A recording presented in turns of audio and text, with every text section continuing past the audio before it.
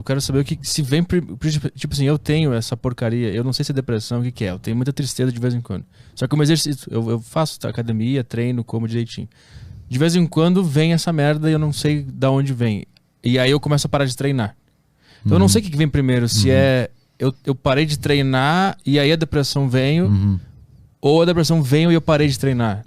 Entendeu? Eu nunca sei onde é que tá a origem do negócio que tá rolando. Você, assim, oscilações emocionais, isso é importante diferenciar, tá?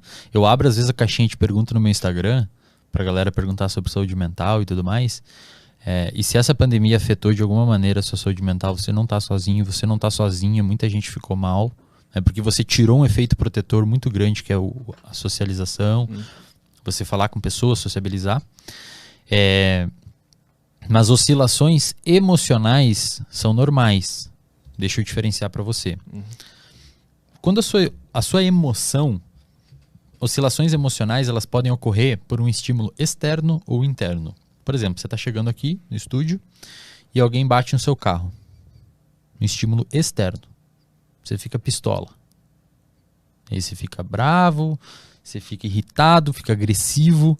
Ocorre uma série de liberação de hormônios, uma série de liberação de neurotransmissores no seu cérebro, a gente pode falar depois, que faz você ter uma sensação de irritabilidade e acaba se tornando uma pessoa agressiva naquele momento, com você ou com a pessoa que fez isso. Isso é uma oscilação emocional.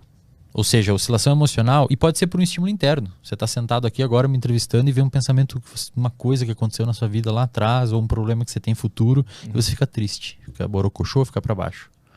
Então, uma oscilação emocional é uma oscilação pontual que ocorre devido a um estímulo interno ou externo perceptível. Esse pensamento, só pra gente não avançar ainda, esse pensamento que vem do nada, ele vem do nada? Que porra é essa?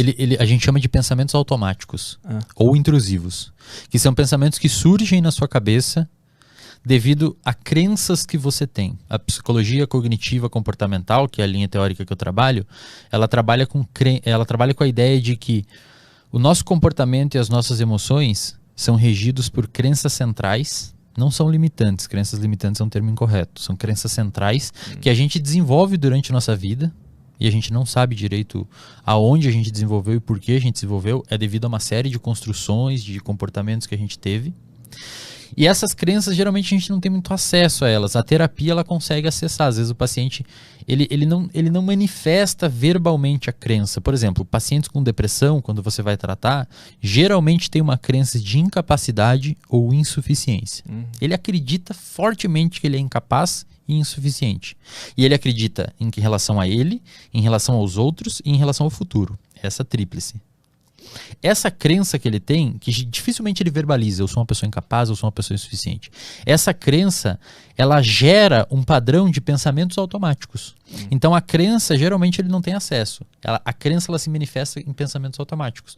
Por exemplo, um pensamento automático de uma pessoa que tem depressão e tem a crença de insuficiência: eu não vou conseguir fazer isso, eu não vou conseguir fazer essa faculdade, eu não vou conseguir fazer academia, eu sou péssimo, as pessoas não gostam de mim, eu não vou me dar bem pro futuro.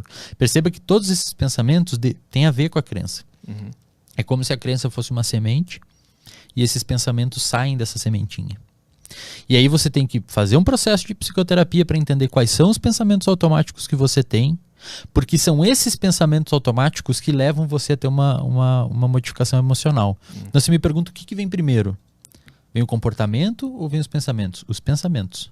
Você tem um pensamento, esse seu pensamento determina o seu estado emocional. Então se você pensa, cara, o podcast tá ruim, não tô mandando mal, você se sente mal, obviamente, com esse pensamento. E esse pensamento leva você a ter um comportamento. Essa emoção que você teve de ter se sentido mal devido a esse fluxo de pensamento, leva você a ter um comportamento. Um comportamento letárgico, de ficar mais na sua, de não fazer as coisas. Vontade de dormir para sempre. Exatamente. Então assim, isso, Arthur, se você tem outros fatores de risco, por exemplo, sei lá, usa droga, tem relações interpessoais péssimas e tóxicas, uma pessoa que fica ainda mais alimentando esse tipo de crença que você tem, que você é incapaz e que você não vai conseguir. Realmente, cara, o podcast tá horrível mesmo, acho que é melhor. Cara, você se afunda. Você se afunda. Só que aí que mora o segredo. Essa crença, na maioria das vezes, ela é disfuncional. Ou seja, ela não tem base na realidade. Eu já atendi pacientes com depressão que têm crenças de incapacidade, que estavam fazendo residência em medicina, que estavam administrando empresas de mais de 100 funcionários. Como é que uma pessoa dessa vai ser incapaz? Ela pode não se dar bem em um aspecto da vida dela, mas não é uma pessoa incapaz. Pô, construir uma empresa de 100 funcionários, velho.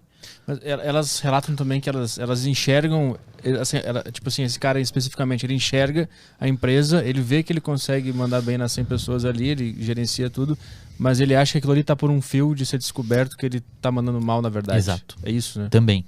E a crença, ela é uma situação que ela se liga e desliga.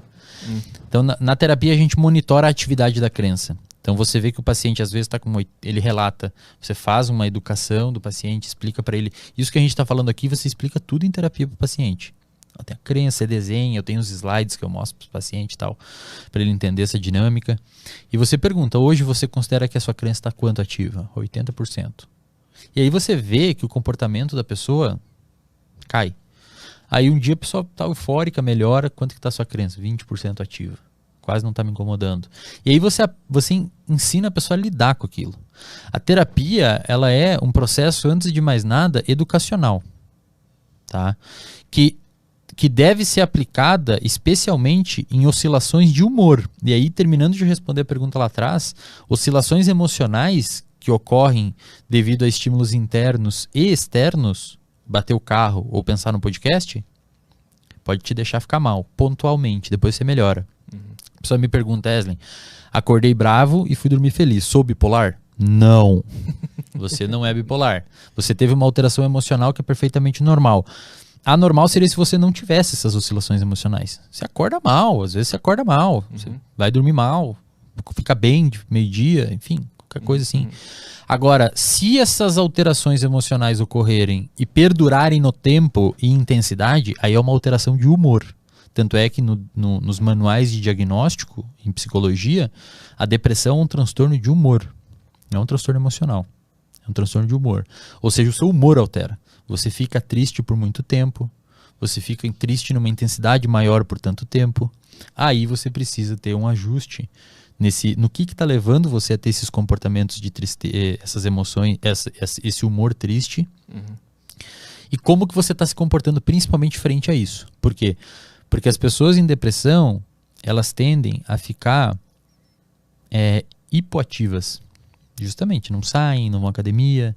E um dos principais tratamentos, hoje padrão ouro, do ponto de vista científico, em publicações científicas, para tratar a depressão, é chamado de ativação comportamental.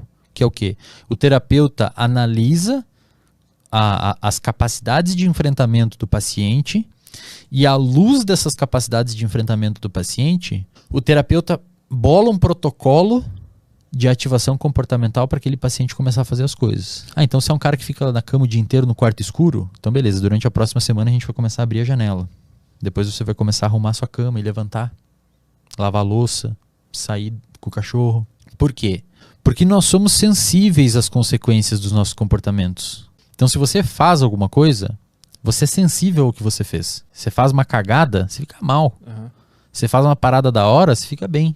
Quando a gente consegue alcançar um objetivo e realizar uma tarefa, nós somos recompensados por isso. E o paciente que está em depressão, ele se coloca em situações que não o recompensam e, por outro lado, se coloca em situações que deixam ele para baixo. E a pessoa com depressão, às vezes, faz isso.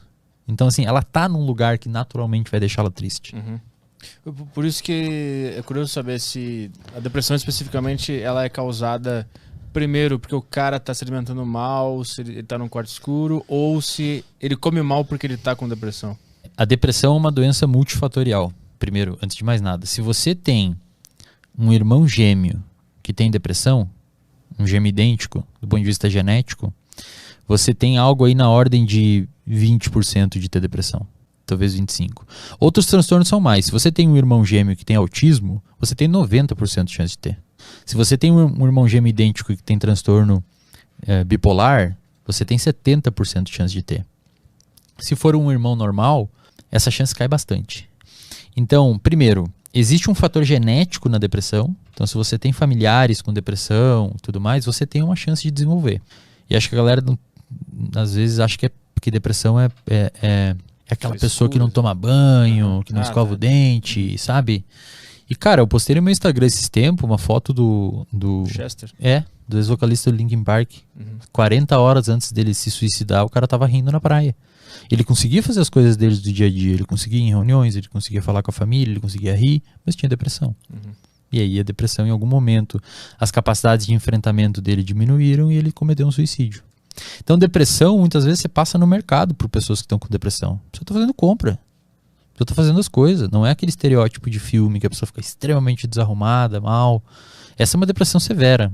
Então, é verdade isso de você passar por pessoas com depressão, que todo mundo que está assistindo aqui tem 10% de chance de desenvolver depressão em algum momento da vida.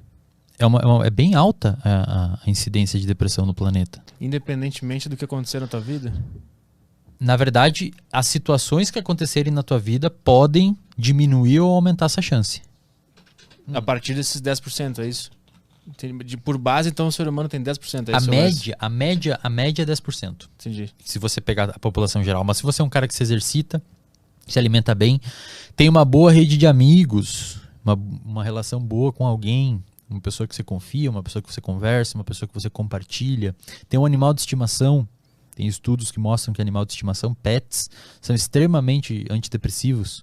Se você pratica atividade física, se você dorme bem. Imagina que a sua saúde mental é um copo d'água. E existe uma torneira em cima do copo d'água e um furinho embaixo. O furinho embaixo são os fatores protetores. E a torneira em cima são os fatores de risco. Então, quando o copo transbordar, você desenvolve depressão. Então, você tem os fatores de risco e os fatores protetores. Se em algum momento a torneira abrir demais e o furinho continuar pequeno, vai transbordar.